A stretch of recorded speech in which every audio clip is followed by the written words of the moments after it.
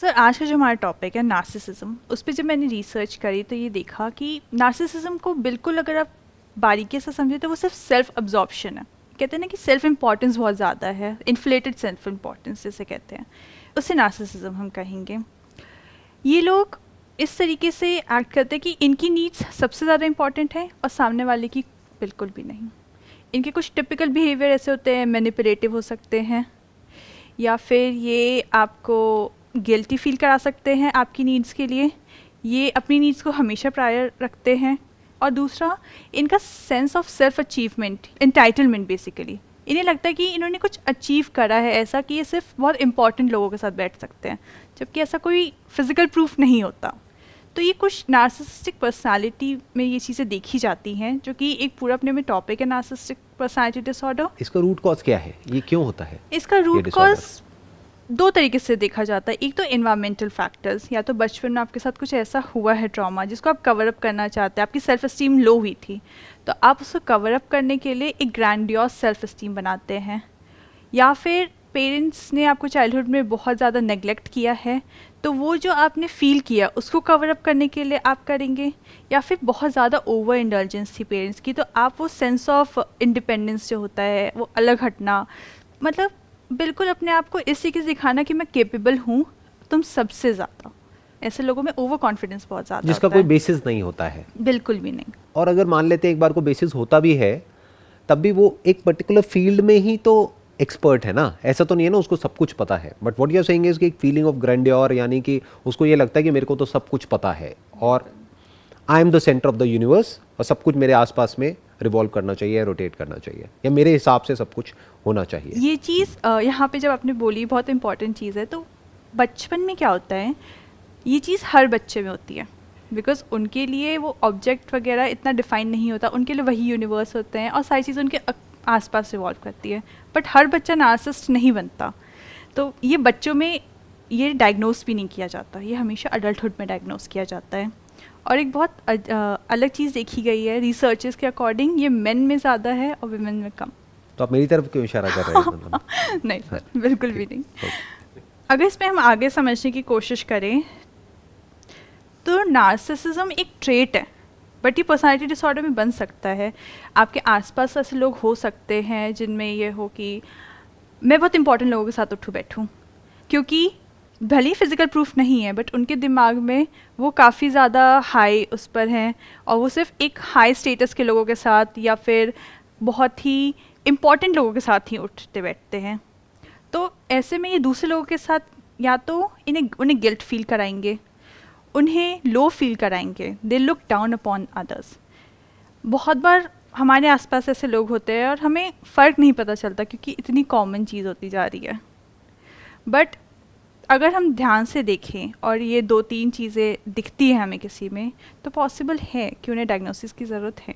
अगर एक्सट्रीम में हो जाता है तो हाँ, बट अगर एक लिमिट में कहें तो वो तो आई थिंक सबके अंदर ही होता है कि एक सेंस ऑफ सेल्फ इम्पोर्टेंस, एक लेवल तक सेल्फिशनेस, आई एम श्योर ये सभी में होता है। ऐसा कोई नहीं होगा दुनिया में जिसके अंदर ये नहीं होता है।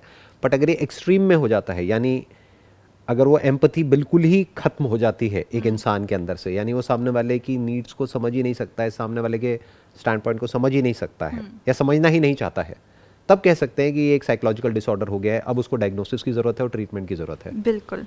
मतलब जब तक ये चीज़ किसी और को हैम्पर नहीं कर रही, किसी Right. और को अब्यूज़ नहीं कर रहे, किसी और के लिए ट्रॉमेटिक नहीं हो रहा एक्सपीरियंस, तब तक ठीक है। बट अगर ये ट्रॉमेटिक हो रहा है आपके आसपास के लोगों के लिए या उसके खुद के लिए, बिकॉज इसमें उस इंसान के लिए भी काफ़ी सारे रिस्क हैं। क्योंकि अगर इसको थोड़ा सा समझाया जाए तो मैक्सिमम जिन लोगों को नार्सिसिस्ट उसमें डायग्नोस होते हैं, उनका सेल्फ एस्टीम वैसे लो होता है जिसको वो कवर अप करने के लिए ये पूरा करते हैं। बाहर से अपनी एक ऐसी इमेज पोर्ट्रे करते हैं कि I am this, I am that, लेकिन अंदर से वो खोखले होते हैं। बिल्कुल। और जिसकी वजह से वो लोनली होते चले जाते हैं, क्योंकि ऐसे लोगों के साथ में कोई भी एक्चुअल में जुड़ना नहीं चाहता है। तो जितने वो लोनली हो जाते हैं उतना ही अंदर से खाली हो जाते हैं और अपने उस खालीपन को भरने के लिए बाहर से उतना ही ज़्यादा दिखाते हैं कि मैं ये, मैं वो। बट उनको ये नहीं समझ आ रहा है कि जितना वो और दिखा रहे हैं उतना ही और लोग उनसे दूर होते चले जा रहे हैं और वो खाली हो रहे हैं और ज़्यादा बाहर से दिखा रहे हैं। तो ये लूप बन जाता है एक तरीके से। बिल्कुल। और सर ऐसे लोगों में इसी लोनलीनेस की वजह से और इन्हीं सारी चीज़ों से रिस्क फैक्टर जो एसोसिएटेड है वो सब्सटेंस अब्यूज़ बहुत ज़्यादा है ऐसे लोगों में, बिकॉज आप लोनली फील करते हैं या फिर आपको लगता है कि आपकी नीड्स नहीं मीट हो रही, या किसी भी तरीके से आपको लगता है कि आपके साथ गलत हो रहा है, बिकॉज ये चीज़ इन लोगों में बहुत होती है कि अगर इनकी नीड्स नहीं आपने मीट की तो आप बहुत गलत हैं इनके लिए। तो वैसे इन लोगों में सब्सटेंस अब्यूज़ भी बहुत ज़्यादा है, रिलेशनशिप इशू सबसे ज़्यादा है, बिकॉज ऐसे में वो रिलेशन नहीं बना सकते किसी और के साथ जो अपने आप को इतनी इंपॉर्टेंस दे रहे हैं और सामने वाले को बिल्कुल ही नहीं दे रहे, तो उनके साथ ये भी एक बहुत ज़्यादा प्रॉब्लम रहती है। तो इसका जो रूट कॉज है वो अगर देखा जाए, जो आप कह रहे हैं कि आज के टाइम में ये बढ़ता चला जा रहा है, आज की डेट में बहुत कॉमन हो गया है, द रीज़न कुड बी कि आज की डेट में बहुत ज़्यादा बच्चे तो होते नहीं है घर में, गिने चुने एक दो बच्चे होते हैं, तो उनको इतनी ज़्यादा इंपॉर्टेंस मिल जाती है बचपन में ही that they feel entitled for the same kind of attention from others also, जो बाहर मिलनी इम्पॉसिबल है। That is a major cause, क्योंकि जितनी अटेंशन या जितना ध्यान या जितनी उनकी बात उनके घर वाले मानते हैं, उनके पेरेंट्स मानते हैं, उतना बाहर कोई दूसरे बच्चे तो मानेंगे नहीं, ना कोई और बाहर दुनिया में मानने वाला है। तो जैसे ही वो बाहर जाएंगे, यानी बाहर की दुनिया में जाएंगे, तो उन्हें लगेगा कि हमें वही मिलना चाहिए, और उसका एग्जैक्ट अपोजिट होने वाला है बाहर। बिल्कुल, क्योंकि अगर वो पर्सन किसी कॉलेज में जाएगा पढ़ने के लिए या जाएगी वॉटेवर, या फिर कहीं जॉब करेगा करेगी, वहाँ पर तो उसको इतनी अटेंशन नहीं मिलने वाली ना जितनी घर में मिल रही है, but they will expect the same kind of attention. और फिर जब वो नहीं मिलेगी तो वो प्रॉब्लम बढ़ती चली जाएगी। फिर हो सकता है वो प्रॉब्लम इतनी बड़ी ना भी हो, लेकिन वो एक डिसऑर्डर में कन्वर्ट हो जाए। That may be the reason because of which आज की डेट में ये बढ़ती चली जा रही है। That is exactly sir. जब मैंने बोला कि बचपन में आप देखेंगे कि बहुत बार टॉय शॉप में या कहीं रहेंगे तो वो टैंट्रम्स थ्रो कर रहे होते हैं, रो रहे होते हैं, बट हर बच्चा उस तरीके से नहीं बनता। अगर आप जैसे जैसे ग्रो कर रहे हैं और आप सोसाइटी को, अपने घर को, अपने रिलेटिव्स को समझ रहे हैं, उन्हें आपको समझ में आ रहा है कि सब कुछ सिर्फ मेरे उस पर नहीं घूम रहा, सामने वाला भी इम्पॉर्टेंट है, जब वो सेंस आ जाती है तो प्रॉब्लम नहीं है, बट कुछ लोगों में ये नहीं आती है। और जब ये चीज़ बिल्कुल ही ऑपोजिट डायरेक्शन में चली जाती है, जब आप अपने आप को ही सिर्फ इम्पोर्टेंस देते रह जाते हैं, सिर्फ अपने बारे में ही सोचते रह जाते हैं, तो ये चीज़ नार्सिसिज्म में क्रिएट हो सकती है। बेसिकली इसीलिए इस डिसऑर्डर को हम अडल्टहुड में डायग्नोस करते हैं, क्योंकि बचपन में तो बच्चे अपने हर आप में बच्चे रहते ऐसा हैं। होता है ऑलमोस्ट, अगर आज की डेट की बात करी जाए तो। क्योंकि पहले के ज़माने में क्या होता था, 8-10 बच्चे हैं, कोई एक आध इधर उधर गिर पड़ भी गया तो किसी को कोई फर्क नहीं पड़ता था, राइट। बट आज की डेट में ज़रा सा बच्चे को एक खरोच भी आ जाए तो पेरेंट्स का दिमाग ख़राब हो जाता है। तो हम ये भी कह सकते हैं कि एक इंसान बड़ा होकर के नार्सिसिस्ट बनेगा या नहीं बनेगा, उसमें उसके पेरेंट्स का बहुत बड़ा रोल है। और एक और तरीके से रोल है सर, अगर एक पेरेंट भी नार्सिसिस्ट है तो बच्चा भी तो वही देख के सीख वही रहा है, देख रहा है और वही सीख रहा है और वैसे ही बन रहा है।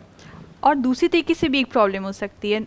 अगर कोई पेरेंट नार्सिसिस्ट है, ऐसे पेरेंट्स अपने बच्चे से भी compete करते हैं, अपने बच्चे को दूसरों से भी कंपेयर करते हैं, ऐसी चीज़ें क्रिएट कर देते हैं कि उसकी सेल्फ एस्टीम लो हो जाए, ताकि वो भी आगे जा कर के इसी रूट पे चले कि अपनी सेल्फ एस्टीम को कवर अप करने के लिए, Right. अपने कॉन्फिडेंस को बढ़ाने के लिए हर चीज़ में कंपेयर करना, हर चीज़ में कंपेयर करना, अगर दो बच्चे हैं तो हर चीज़ में उन दोनों को आपस में एक दूसरे से कंपेयर करना, या और खुद को भी कंपेयर करना, या खुद को उनके साथ में कंपेयर करना कि हम तो अपने बचपन में ये करते थे, वो करते थे, वॉटेवर, तुम ये नहीं करते, वो नहीं करते।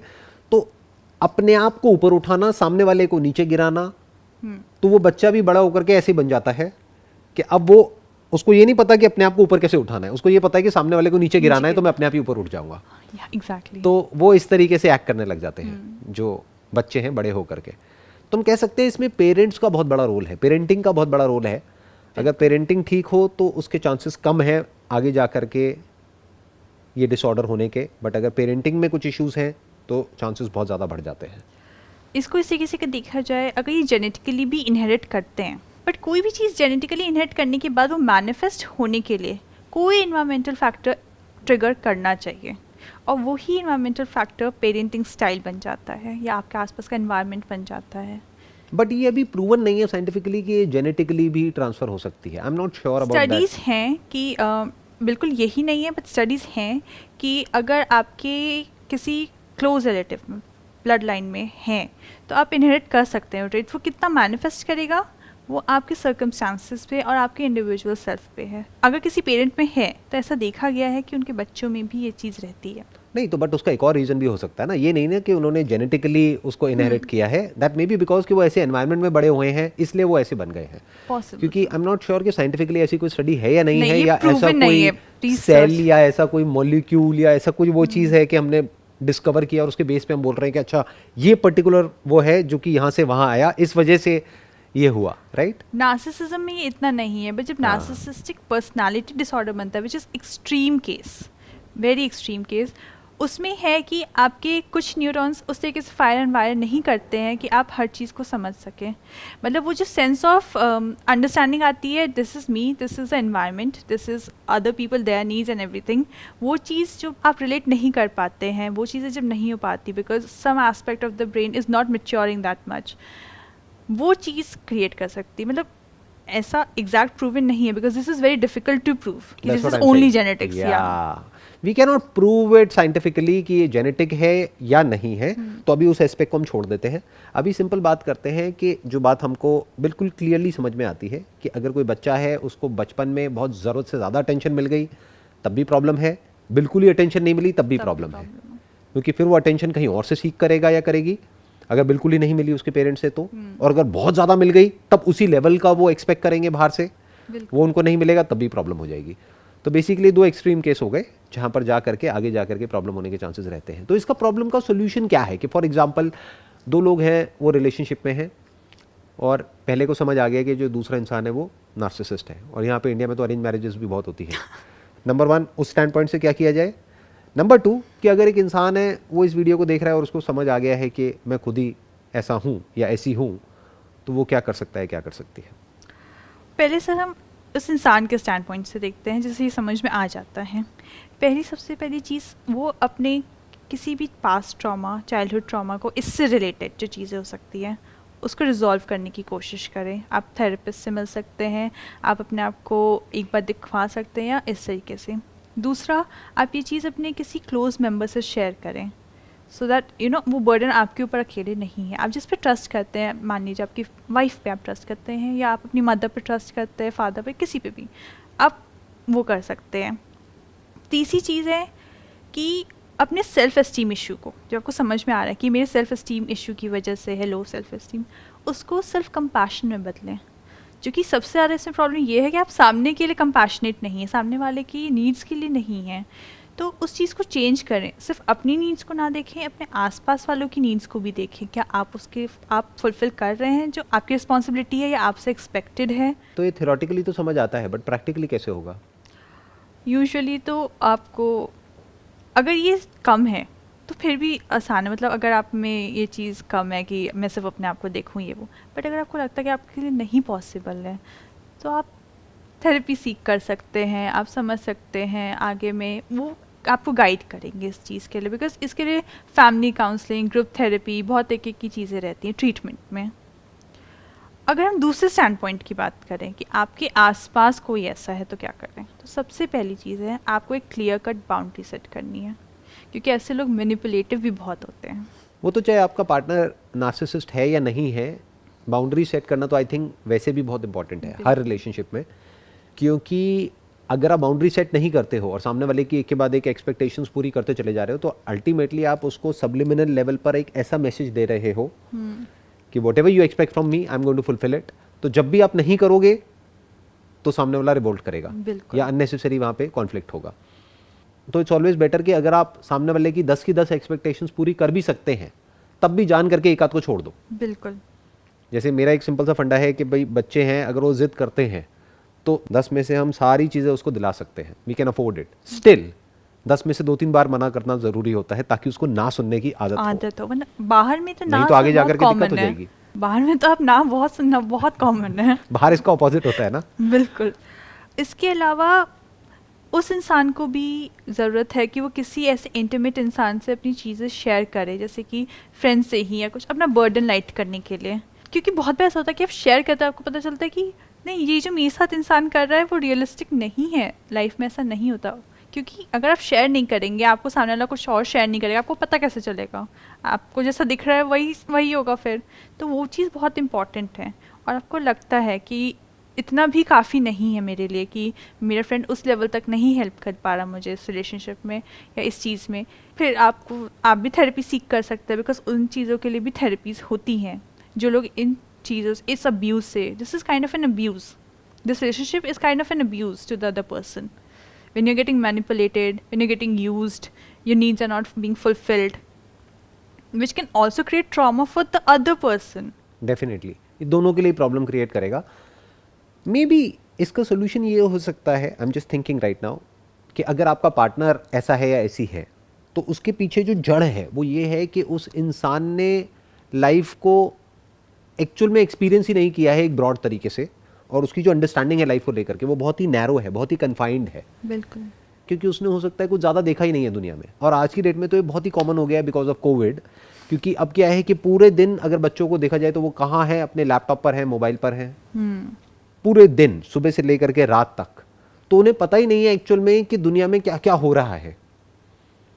और वहाँ पर भी क्या एक वीडियो गेम खेल रहे हैं या एक के बाद एक वीडियोस देखते चले जा रहे हैं, देखते चले जा रहे हैं। तो जिस तरह की वीडियोस वो देखते हैं वैसी ही जो पीछे से एल्गोरिथम चल रहा होता है, जो एआई होता है, उसी तरह की वीडियोस दिखाता है। तो उनके लिए एक वर्ल्ड व्यू ऐसा बन जाता है कि यही दुनिया है और ऐसी ही मेरी दुनिया होनी चाहिए, जबकि उनकी रियलिटी उस दुनिया से बिल्कुल अलग होती है। क्योंकि यूट्यूबर्स या जो भी लोग होते हैं, जो भी इंटरनेट पे जैसा भी अपने आप को पोर्ट्रे करते हैं, एक्चुअल में कोई उनकी लाइफ वैसी थोड़ी होती है। Those are like kind of highlights, जिसके बारे में हमने पहले भी बात करी है। बट रियल लाइफ तो बिल्कुल ही अलग होती है उससे।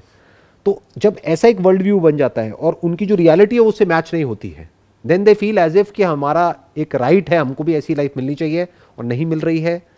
देन ये ट्रेड्स और ज़्यादा निकल करके आते हैं। तो मे बी इसका जो सोल्यूशन है, जो मुझे समझ आ रहा है, क्योंकि थेरेपी हर कोई अफोर्ड नहीं कर सकता, तो therapy from a mass perspective is not a practical solution, क्योंकि it's going to be very expensive. It's solution only when things are out of control for you and for others near you. कि मतलब अगर problem extreme level पे पहुंच गई है तब तो वो करना ही पड़ेगा, if you can afford it. But मान लेते हैं कि आप या तो अफोर्ड नहीं कर सकते हो, या फिर जो ये जो बिहेवियर है या ये जो प्रॉब्लम है ये अभी एक्सट्रीम लेवल पर नहीं गई, एक मॉडरेट लेवल पर है, तो अब क्या किया जाए, तो कैसे डील किया जाए? Simple idea could be travel करो। और ट्रैवल वो वाला नहीं जैसा हम लोग ट्रैवल का मतलब समझते हैं ज़्यादातर लोग, कि गए कहीं पर किसी जगह पर जाके पूछा कि हाँ भाई यहाँ पे साइट सीइंग के लिए कौन सी अच्छी जगहें हैं, 4-5 जगह सर्च करी, वहाँ जा करके फ़ोटो खिंचाई और फोटो डाल दी और बोला देखो। मतलब दुनिया को दिखाने के लिए ट्रैवल मत करो। ट्रैवल की डेफिनेशन बहुत लोगों की जो है वो आई एम नॉट श्योर क्या है, बट मेरी जो ट्रैवल की डेफिनेशन है वो ये है कि if you are going to a place, stay there with a local person. आजकल तो ये सारे ऑप्शंस अवेलेबल हैं कि आप उन लोगों के साथ में रह सकते हो। अगर साथ में नहीं भी रहना चाहते हो, उनके आसपास में रहो, किसी विलेज के आसपास में रहो, उस विलेज में जाओ, पूरा दिन स्पेंड करो, जा करके उनकी लाइफ देखो। क्योंकि देख करके हम जितनी जल्दी सीखते हैं ना, उतना बातों से नहीं सीख सकते। क्योंकि अगर ये सेशन कोई देखेगा, सुनेगा, समझेगा तो ठीक है, एक लेवल तक उसको समझ आएगा। थेरेपी के लिए भी अगर वो जाएगा और अगर वो अंदर से चेंज होना चाहता है तो वो थेरेपी उसको हेल्प करेगी, बट अगर वो नहीं चाहता है तो वो नहीं हेल्प करेगी। बट अगर कोई नहीं भी अपने आप को बदलना चाहता है या चाहती है और वो किसी ऐसी जगह पर जाता है जहाँ पर कि वो कुछ ऐसा देखता है जो उसकी लाइफ से बिल्कुल अलग है, तो कहीं ना कहीं उसका दिमाग खुल जाएगा। And the moment that happens, तो आई थिंक वहाँ से एक शुरुआत हो गई एक प्रॉब्लम का सोल्यूशन निकलने की। वहाँ से उनको समझ आएगा कि अच्छा ऐसा भी होता है दुनिया में, लोग ऐसे भी जीते हैं, अच्छा ऐसे घर भी होते हैं, इस तरह की रिलेशनशिप्स भी होती हैं, इस तरह की लाइफ भी होती है। तो उसका दिमाग खुलेगा पॉसिबिलिटीज़ की तरफ, और जैसे ही खुलेगा तो ना चाहते हुए भी उसको अंदर से कुछ चीज़ें ऐसी समझ आने लग जाएंगी which may be the beginning of a massive change in his और हर लाइफ। क्योंकि मैंने ये चीज़ प्रैक्टिकली ऑब्जर्व करी है कि जो लोग जितना ज़्यादा जानते हैं ना, यानी जिनको एक्चुअल में अंडरस्टैंडिंग होती है लाइफ की इन टर्म्स ऑफ नॉलेज और एक्सपीरियंस, वो उतना ही ज़्यादा हम्बल और डाउन टू अर्थ होते हैं। और जिनके पास में जितनी कम नॉलेज होती है या जितना कम एक्सपोजर होता है या जितने कम वैरायटी ऑफ एक्सपीरियंसेस होते हैं, उतना ही नैरो उनकी थिंकिंग होती है, उतना ही उनके अंदर ये सेंस ऑफ इन्फ्लेटेड एक ईगो होती है, या अपने आप को बाहर से ऐसा दिखाने के लिए कि नहीं हमें तो सब पता है। इस तरह के ट्रेट्स डेवलप होने लग जाते हैं उनके अंदर। सर आपका आइडिया बहुत अच्छा है, बट अगर इंसान के अंदर अपने से वो नहीं है कि उसे सीखना है, अगर यही बात की जाए, आपके घर में 4 लोग हैं, आपके मदर, फादर, हस्बैंड या वाइफ, वो आपकी सारी नीड्स फुलफिल कर रहे हैं। अगर आप बैठ करके एक बार भी सोच लो कि क्या उनकी नीड्स, जब उन्होंने बोला, बिकॉज बहुत बार लोग वॉइस करते हैं कि मेरी भी ये चीज़ कर दो या इस तरीके से, क्या आप फुलफिल कर रहे हैं? क्या एक के बदले कम से कम एक चीज़ आप कर रहे हैं, या 2 चीज़ के बदले एक कर रहे हैं? अगर आप थोड़ा सा भी ये कॉन्शियसनेस आ जाए अपने आसपास के लोगों के लिए भी, ये काफ़ी बड़ा स्टेप होगा उस हिसाब से। बिकॉज आपने अपने सेल्फ एस्टीम इशू को, या आपको जो भी था उसको सेल्फ कंपैशन में, जैसे मैंने पहले भी बोला, उसमें कन्वर्ट करे। ये काफ़ी कॉन्शियस एफर्ट है। आप दुनिया में लोगों से मिल लिए, सब कुछ कर लिया, आपका आइडिया बिल्कुल अच्छा है, बट वो कॉन्शियसनेस चाहिए वो देखने के लिए कि बाकी के रिलेशंस कैसे हैं। अब वो कॉन्शियसनेस कहाँ से आएगी, इसको थोड़ा सा समझते हैं, साइकोलॉजी को समझते हैं, माइंड की डेप्थ को समझते हैं। बेसिकली क्या होता है, हम सब, यू, मी और एनीबडी फॉर दैट मैटर, हम सब एक पैटर्न में घूम रहे होते हैं, हमें खुद को नहीं पता होता है। हमारा अपना एक रूटीन होता है, हमारा अपना एक कंफर्ट जोन होता है, हमारा अपना एक हैबिचुअल एक पैटर्न होता है जिसके अंदर हम जाने अनजाने घूम रहे होते हैं। एक तरह का हमारा बिहेवियर होता है, वो एक ही तरह से चल रहा होता है। तो if you expect from a person who is not self conscious enough to be conscious of the other person's need, जबकि वो अभी नहीं है, तो ये बहुत ज़्यादा हम एक्सपेक्ट कर रहे हैं उससे।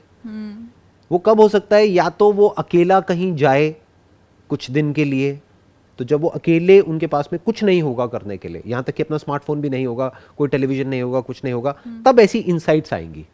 तब एक इंसान को रियलाइज होगा कि मैं कितना गलत कर रहा हूँ सामने वाले के साथ में। इन अदर वर्ड्स, कि जो एग्जिस्टिंग जो पैटर्न बना हुआ है, उस पैटर्न को तोड़ना पड़ेगा। तो I am talking about breaking that pattern, because अगर कुछ नहीं बदला तो कुछ नहीं बदलने वाला।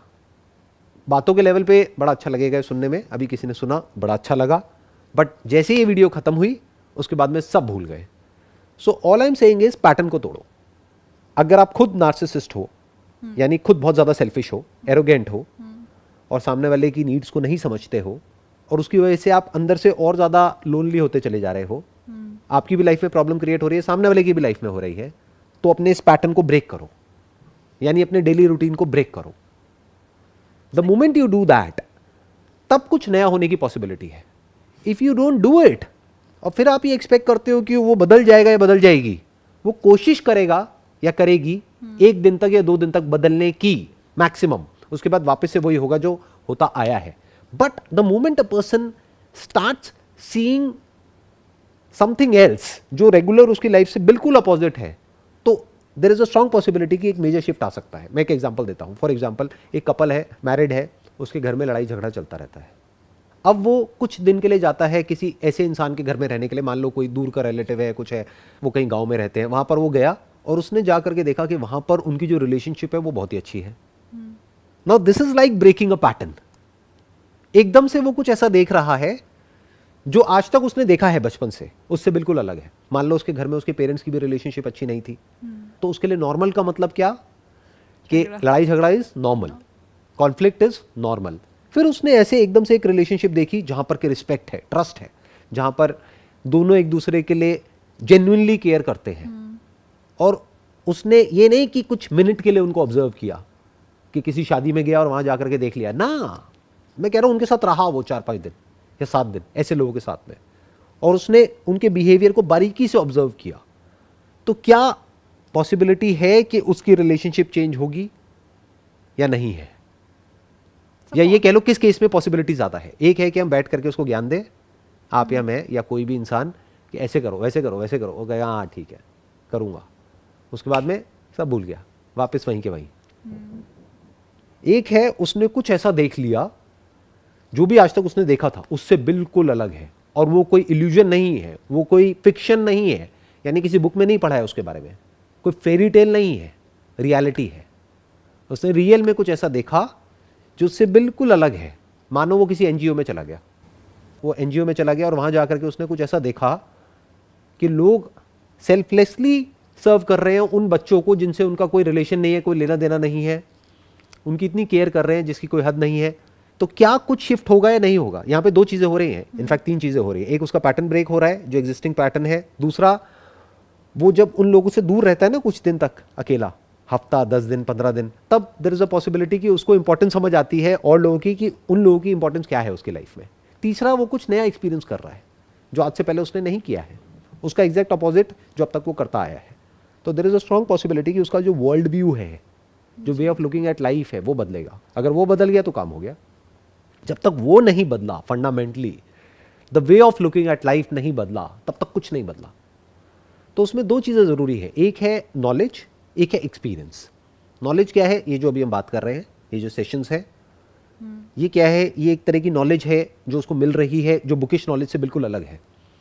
बुक में क्या होता है, 2 + 2 = 4, या फिर ये फॉर्मूला है, इसको याद कर लो, ये कर लो, वो कर लो। That is all important to survive, but वो आपको अलग तरीके से सोचने के लिए मजबूर नहीं करती है, वो आपके लाइफ के व्यू को चेंज नहीं करती है, आपके वर्ल्ड व्यू को चेंज नहीं करती है। World view remains the same. पहले आप मान लो जब आपके पास में नॉलेज नहीं थी, महीने का 10,000 कमाते थे, अब आपके पास में डिग्री है, डिप्लोमा है, या ये 4 अलग अलग डिग्रीज हैं, अब आप महीने का 1 लाख रुपए कमाते हो। But at a fundamental level आप वो के वही हो, कुछ भी नहीं बदला है। पहले भी वही थे, अभी भी वही हो, पहले भी नार्सिसिस्ट थे, अभी भी वही हो। तो एक आ गया नॉलेज, एक आ गया एक्सपीरियंस, दोनों इंपॉर्टेंट है। आई थिंक मुझे आपका जो सेकेंड वाला एग्जाम्पल था कि वो जब एनजीओ में जाए उसको सर्व करना पड़े, वो चीज़ बहुत इंपॉर्टेंट है, क्योंकि जो पहली सीन है, अगर उसमें कोई बंदा नार्सिसिस्ट है और वो नहीं इतना कंटेम्पलेट कर रहा है कुछ भी, उसने देखा सामने वाली रिलेशन, उसके दिमाग में ये भी तो आ सकता है कि मेरी वाइफ इस तरीके से नहीं करती, इसकी वाइफ अच्छी है। आ सकता है, but that is still better than जो भी उसकी लाइफ चल रही थी। बिल्कुल।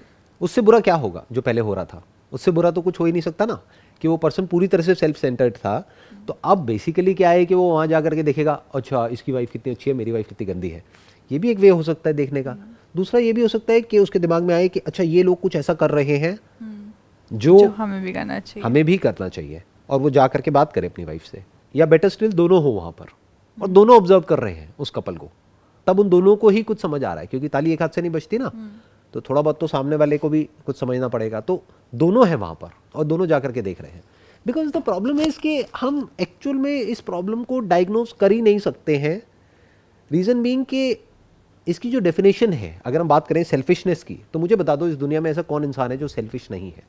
बिल्कुल सर, ये चीज़ जब तक एक्सट्रीम में नहीं जाती तब तक काफ़ी मुश्किल है ये समझना कैसा हो रहा है। अब एक्सट्रीम क्या है? उसकी कोई स्केल है हमारे पास में कि हम कहते हैं आउट ऑफ 1 to 10 ये 10 हो गया है, ये 1 है, ये 5 है, ये कैसे कहेंगे? इस तरीके से तो नहीं, बट हाँ, आप अपने आसपास के रिलेशंस आपके कैसे जा रहे हैं, आपके वर्क स्पेस में कैसा, बिकॉज ये इन्फ्लेटेड सेल्फ ईगो आपको वर्क स्पेस में भी प्रॉब्लम क्रिएट करेगा, सिर्फ घर पे नहीं करेगा, वहाँ पे भी करेगा, फ्रेंड सर्कल में भी करेगा, हर जगह करेगा। हर जगह। जब आप देख रहे हैं कि आपके सारे रिलेशंस में कुछ ना कुछ इश्यूज आ रहे हैं, इसका मतलब उन रिलेशंस में इशू नहीं है, आप में है। तो वो एक चीज़ इंसान को अंदर से आनी होगी कि नहीं, मुझे एक बार देखना होगा कि कहाँ क्या गड़बड़ हो रहा है, कि हर जगह कैसे गड़बड़ हो सकता है। आप 100 लोगों से मिलेंगे, मेरे हिसाब से 100 के 100 कभी गलत नहीं हो सकते। अगर वो हैं तो मतलब वो एक इंसान गलत है और उसे खुद में झांकना पड़ेगा। आपने जब डिस्ट्रैक्शंस की बात की, वो भी सब बहुत इंपॉर्टेंट है, बिकॉज आज के टाइम में हम एक सोशल मीडिया में, जो वर्ल्ड पूरे सोशल मीडिया उस पर बैठा हुआ है, हम पोर्ट्रे ऐसे करना चाहते हैं, हम चीज़ों को ऐसे दिखाना चाहते हैं, चाहे हो या ना हो, राइट। तो अगर वो डिस्ट्रैक्शन नहीं है शायद से कुछ दिन के लिए, जैसे आपने कहा मेडिटेशन सेंटर जा रहे हैं, कुछ भी, वो डिस्ट्रैक्शन नहीं है, आप किसको दिखाओगे कि आपके पास कितना पैसा है या आपके पास कितनी नॉलेज है या नहीं है, बट आप दिखाना चाह रहे हैं, वो आप किसको दिखाओगे? जब आप वो दिखा नहीं सकते तो आपको खुद में झांकना पड़ेगा कि अब मैं क्या कर सकता हूँ। Right, basically it's all about breaking the pattern, that is one. Having said that, this is not the only solution, क्योंकि अगर हम इस वर्ड की बात करें नार्सिसिज्म, ये आया कहाँ से है, इसका ओरिजिन क्या है? जब मैंने जा करके गूगल किया तो कुछ बहुत इंटरेस्टिंग नज़र आया वहाँ पर कि ये बेसिकली एक ग्रीक माइथोलॉजी में ये चीज़ है, Right. नार्सिसिस। हाँ, कि ग्रीक माइथोलॉजी के अंदर ये है टर्म नार्सिसिस्ट। नार्सिसिस्ट या नार्सिसिज्म? ये एक इंसान के उस पर है, हाँ, नार्सिसस नाम था उसका, जो कि अपनी रिफ्लेक्शन देख करके बहुत खुश होता था, Right. और एक दिन पानी में गिर गया। तो इसका मतलब क्या हुआ कि उसको खुद से ही इतना प्यार हो गया, या ये कह लो वो खुद को ले करके इतना ऑब्सेस्ड हो गया कि वो डूब करके मर गया। तो दिस मे और may not be a true story, but symbolically अगर समझा जाए तो इसका मतलब क्या है कि अगर आपकी जो सेल्फ इमेज है, हमारी अपनी खुद की एक सेल्फ इमेज होती है, अगर आप उसमें ज़रूरत से ज़्यादा इंडल्ज हो गए हैं या उसको ज़रूरत से ज़्यादा इंपॉर्टेंस दे रहे हैं, तो आप उसी में डूब के मर जाएंगे। बिल्कुल। सो इसको आइडेंटिफाई करना इज़ वेरी डिफ़िकल्ट, क्योंकि एक लेवल पर तो हर कोई नार्सिसिस्ट है, हर एक को अपनी सेल्फ इमेज अच्छी लगती है, हर कोई उसको प्रोटेक्ट करने की कोशिश करता है, किसी को भी बुराई अच्छी नहीं लगती है। हर एक के अंदर एक सेल्फ प्रिजर्वेशन मैकेनिज्म होता है कि अपनी इमेज को हर कोई प्रोटेक्ट करता है, प्रिजर्व करता है, उसको डिफेंड करता है, उसको इन्फ्लेट करता है अच्छा फील करने के लिए। नहीं तो आपको अच्छा कैसे फील होगा? If you are talking about good feelings, good emotions, उसका कनेक्शन किससे है? कहीं ना कहीं आपको अपने आप को कुछ अच्छा बोलना पड़ेगा, तभी तो अच्छा फील होगा, नहीं तो ना तो अच्छी फीलिंग होगी ना बुरी फीलिंग होगी। If you want to be happy, you have to look at your life in a positive way. Now what is positive and what is negative? ये तो हम ही ठप्पा लगा रहे हैं ना, एक्चुअल में तो कुछ भी पॉजिटिव नहीं है, नेगेटिव नहीं है। एक इंसान है वो अपने आप को बोल रहा है कि देखो मेरी सैलरी 50,000 रुपये है तो मैं कितना खुश हूँ, किसी दूसरे आदमी के पॉइंट ऑफ व्यू से देखा जाए तो वो कुछ भी नहीं है। उसकी तो कमाई 1 घंटे की 50,000 रुपये है, तो उसके लिए तो वो गरीब है। बट अपने माइंड में उसने अपनी एक इमेज बनाई, उस इमेज को पॉजिटिव का ठप्पा लगाया, उस इमेज को इन्फ्लेट किया अपने माइंड में, अब ही इज फीलिंग गुड। अगर उसको ज़्यादा नीचे गिरा दिया कि अरे मेरी लाइफ तो बेकार है, मेरी लाइफ में तो कुछ भी नहीं है, मेरा तो सैलरी भी नहीं है, ये भी नहीं है, वो भी नहीं है, तो वो दुखी रहेगा। 50,000 के ऐसे ऐसे लोग हैं जो 1 करोड़ महीने का कमा रहे, वो भी दुखी हैं। क्यों? क्योंकि अपने आप को किसी और से कंपेयर कर लिया है जिसके पास में उनसे ज़्यादा है, तो वो दुखी है, वो गरीब है। तो बेसिकली ये जो सेल्फ प्रिजर्वेशन मैकेनिज्म है या ये जो बिहेवियर है जिसको हम एक नाम दे रहे हैं narcissism, everybody is a narcissist. Sir इसमें थोड़ा सा मतलब अगर ध्यान से देखा जाए तो इसमें सिर्फ अपने आप को प्रिजर्व नहीं कर रहे हैं, इसमें सामने वाले को आप गिरा भी रहे हैं। और ज़्यादा इंपॉर्टेंट है कि आपको गिराने से ज़्यादा सेंस ऑफ अचीवमेंट आ रही है। अगर मैं ये बोलूँ कि मैं महीने का इतना कमा रही हूँ, मैं खुश हूँ, ठीक है, वो आजकल के डेट में सब दिखाना चाहते हैं, बट मैं ये बोलूँ कि तुम इतना कमा रहे हो, ओहो हो बेचारे। सो वो जो सेंस ऑफ ये है कि मैंने आपको गिरा करके खुद को किया, वो चीज़ गलत। मे बी अगर हमने सामने वाले को वो चीज़ बोली तब वो गलत है, नहीं तो एक इंसान अगर ये कह रहा है कि मैं इतना कमा रहा हूँ या कमा रही हूँ, दैट कुड बी मान लो लाख रुपए महीने का, और मैं खुश हो रहा हूँ कि इट इज़ इनफ, तो my question to that person would be in comparison to what do you mean by it is enough? तो then that person would say कि अच्छा मेरी ये जो नीड्स हैं और हैं उसके अकॉर्डिंग अगर देखा जाए तो मैं इतना अच्छा हूँ। जैसे मैंने बहुत लोगों को ये कहते हुए सुना है कि जब मैंने ऐसे ऐसे लोगों को देखा जिनकी लाइफ में प्रॉब्लम्स हैं, तब मुझे लगा कि मेरी लाइफ कितनी बढ़िया है। तो देखा जाए तो कंपैरिजन तो वहाँ पर भी है। तो अगर उस वे में कोई कंपेयर कर रहा है and that person is feeling good, that is okay. But अगर वो सामने वाले को अननेसेसरी हैरास कर रहा है या फिर उसको नीचा गिरा रहा है, रेडिक्यूल कर रहा है, तो गलत है सामने वाले के लिए। बट अपने माइंड में अपने आप को ये बोल रहा है कि हाँ मेरी लाइफ अच्छी है बिकॉज दुनिया में तो देखो कितना गम है, मेरा गम कितना कम है, वॉट एवर, तो that is okay because that is also comparison. Sir mind में किसके क्या चल रहा है वो किसी को पता नहीं चलता, तब तक ठीक है। दिमाग में बहुत चीज़ें बहुत लोगों की चलती हैं, बट अगर आप सामने वाले को एक्चुअल में ऐसा फील करा रहे हैं तो वो आपके रिलेशंस भी ख़राब कर रहे हैं, तो वहाँ पे कॉन्फ्लिक्ट भी है, वहाँ पे वो प्रॉब्लम बन सकता है। मतलब आपने कहा ना कि एक समझने के लिए इंसान कैसे समझे, तो एक ये भी तरीका हो सकता है समझने का कि सामने वाला क्या हर बार मुझे इस तरीके से रिडिक्यूल कर रहा है, क्या ये आसपास अपने लोगों को हमेशा इस तरीके से ट्रीट करता है, वो चीज़ भी एक समझने का तरीका होती है।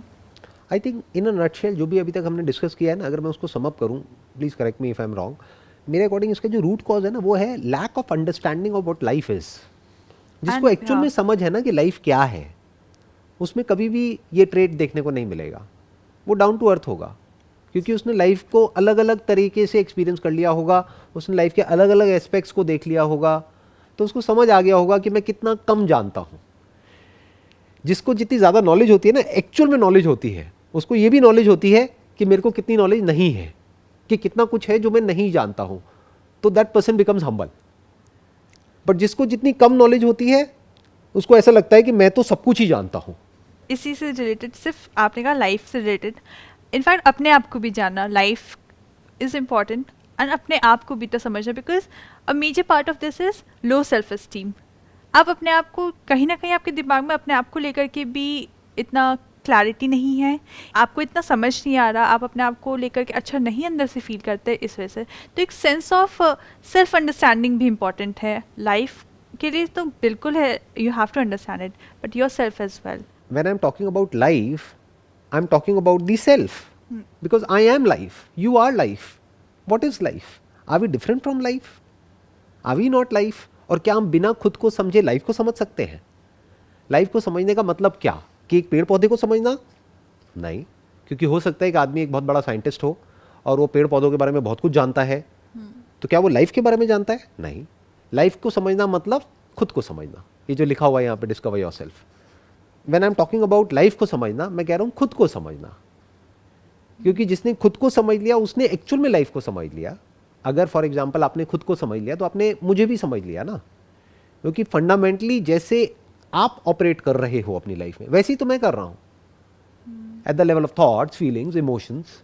डिजायर्स, फियर्स फंडामेंटली तो सेम ही है ना, चाहे कोई इंसान इंडिया में है, चाहे यूएस में है, यूके में है, कहीं पर भी है, fundamentally human being is a human being, there is no difference.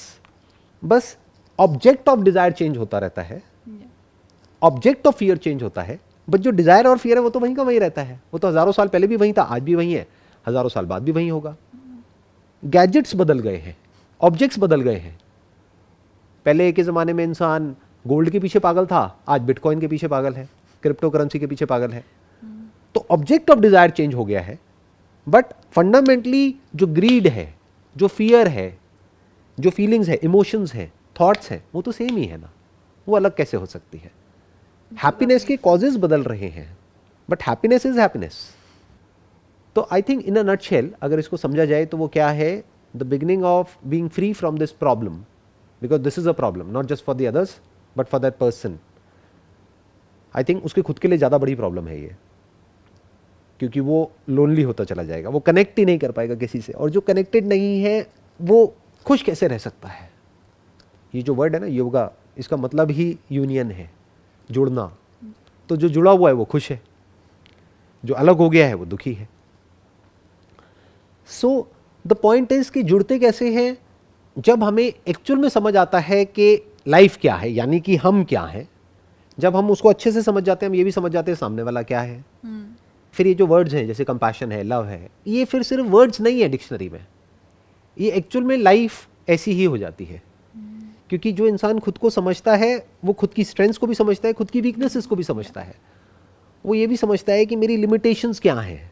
वही मैंने कहा ना, जो जितना ज़्यादा जानता है वो इतना भी जानता है कि मैं कितना कुछ नहीं जानता हूँ, कि जो मैं जानता हूँ दैट इज 0.0000001%, और जो मैं नहीं जानता हूँ दैट इज 99.99999999%।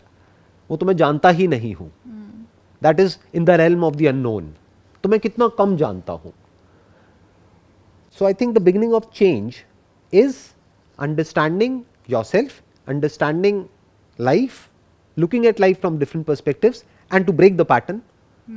कि जो existing आपका pattern चल रहा है उसको तोड़ो कुछ दिनों के लिए या कुछ हफ्तों के लिए, और देखो लाइफ को अलग अलग एंगल से कि लाइफ क्या है, देखो कि लाइफ कितनी बड़ी है।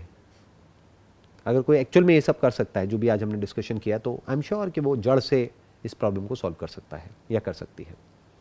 What's your take on this? I think you're totally right, sir. When you understand yourself, then obviously you're understanding others as well. So there's a sense of compassion for others, which is very important for us as social beings, because humans are social beings. So for that bonding, for everything, that sense of self-compassion, that sense of compassion for others is also very important. So आज के इस topic को हमने I think काफ़ी अच्छे से touch किया है, अच्छे से कवर किया है। सो नेक्स्ट टॉपिक हमारा क्या होना चाहिए आपके हिसाब से?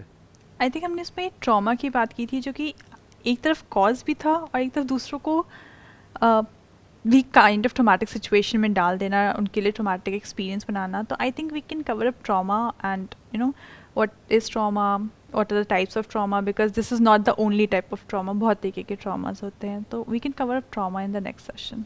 परफेक्ट। सो नेक्स्ट सेशन में we will talk about trauma.